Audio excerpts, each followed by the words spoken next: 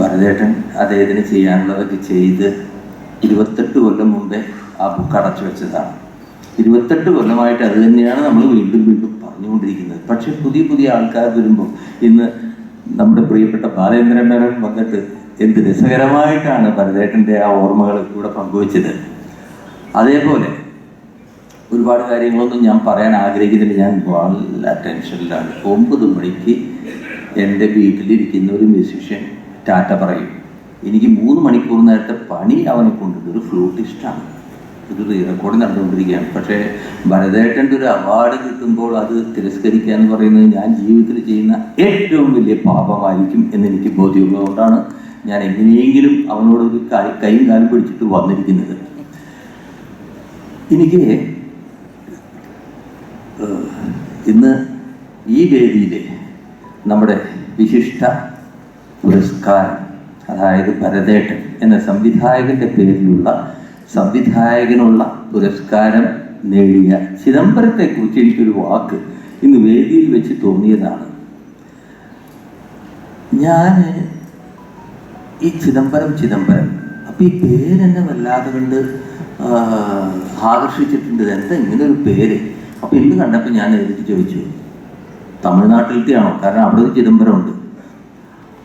അപ്പോൾ പുള്ളി പറഞ്ഞു, അല്ല, എൻ്റെ അച്ഛന് വളരെ ഇഷ്ടപ്പെട്ട ഒരു പടം ഉണ്ടായിരുന്നു മലയാളത്തിൽ, അരവിന്ദിൻ്റെ ചിദംബരം. ആ പേര് അദ്ദേഹം അന്ന് അദ്ദേഹത്തിന്. അപ്പോൾ പറഞ്ഞു വരുന്നത്, അന്നേ ദീർഘവീക്ഷണത്തോട് കൂടിയിട്ട് ചിദംബരം എന്നുള്ള പടത്തിൻ്റെ പേര് തന്നെ തൻ്റെ മകന് ഇടാൻ തോന്നിയ അച്ഛനാണ് നമ്മൾ കൈയടിക്കേണ്ടത്. കാരണം ചിദംബരത്തിൻ്റെ മിക്കവാറും എല്ലാ പടങ്ങളും ഞാൻ കണ്ടിട്ടുണ്ട്.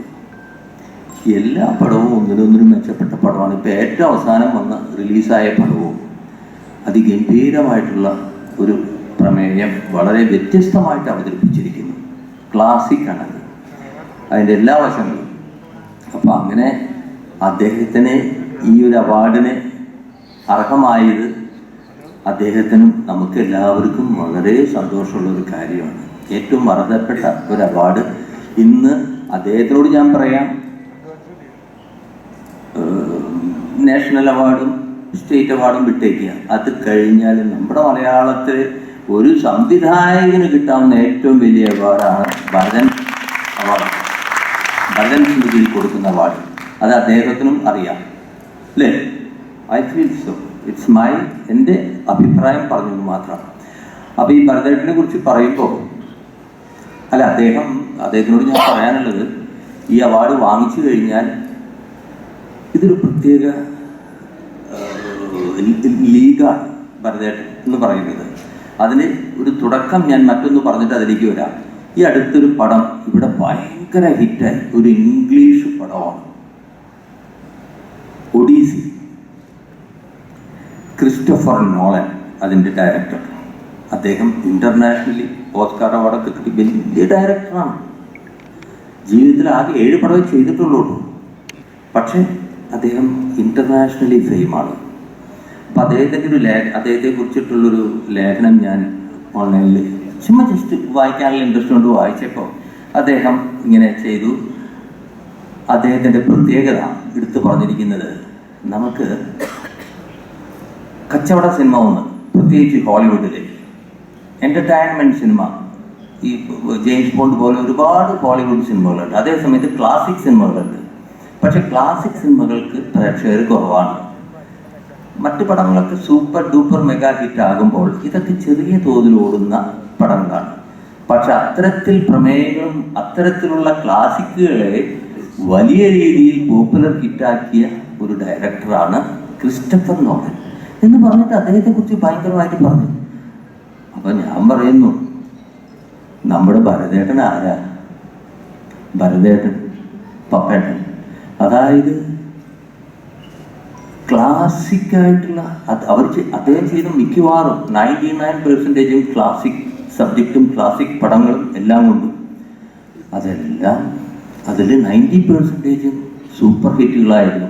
ഭരതേട്ടൻ മലയാളത്തിലായതുകൊണ്ടും കേരളത്തിലായതുകൊണ്ടും ഇന്റർനാഷണലി അറിയപ്പെട്ടില്ല. ശരിക്കും ഇതൊക്കെ ഒരു ഭരതേട്ടൻ ഒരു ഇംഗ്ലീഷ് ഫിലിമിലാണ് ഇതൊക്കെ അവതരിപ്പിച്ചിരുന്നെങ്കിൽ ഇന്ന് ലോകത്തെ ഏറ്റവും മുൻനിരയിലുള്ള സംവിധായകരിൽ ഒരാളായി മാറേണ്ട ആളാണ്. അത്രയും കഴിവ്. പക്ഷേ അത് നമ്മുടെ ഭാഗ്യം. അവിടെ പോയില്ലെങ്കിൽ ഒരു പക്ഷേ നമുക്ക് നഷ്ടമായേനെ. പക്ഷെ നമുക്ക് ഒരുപാട് നല്ല പടങ്ങൾ എന്നും ഓർക്കാൻ തന്നു. പടത്തിൻ്റെ ഒപ്പം പാട്ടുകൾ, ഭരതേട്ടൻ്റെ പാട്ടുകളെ കുറിച്ച് എല്ലാവർക്കും അറിയാം. പക്ഷെ ഒറ്റ കാര്യം ഞാൻ പറയാം, ഒരു പാട്ടും ഭരതേട്ടൻ്റെ കേൾക്കാത്ത ഒരു വ്യക്തി, ഒരു സാഹചര്യം ഉണ്ടാകുന്നു, റേഡിയോയിലോ ടേപ്പ് റെക്കോർഡിലോ യൂട്യൂബിലോ ഭരതേട്ടൻ്റെ കുറേ പാട്ടുകൾ കേട്ട് കഴിഞ്ഞാൽ സംഗീത സംവിധായകരാരോ ആയിക്കോട്ടെ, ലിറിക്സിസ്റ്റ്, രചന ആരോ ആയിക്കോട്ടെ, പക്ഷെ പാട്ട് കേട്ടാൽ ഇത് ഭരതേട്ടൻ്റെ പാട്ടാണെന്ന് പറയും. അതാണ് ഭരതേട്ടൻ്റെ പാട്ടുകളുടെ പ്രത്യേകത. അത്തരം പാട്ടുകളെ അദ്ദേഹം സ്വീകരിക്കാറുള്ളൂ കമ്പോസ് ചെയ്യുമ്പോൾ. അതെനിക്ക് നന്നായിട്ട് നേരിട്ട് അറിയാവുന്ന ഒരു വ്യക്തിയാണ്. പിന്നെ എന്നെ ഈ വേദിയിൽ ഞാൻ വളരെ ഒരു സാധാരണ സംഗീത സംവിധായകനാണ്.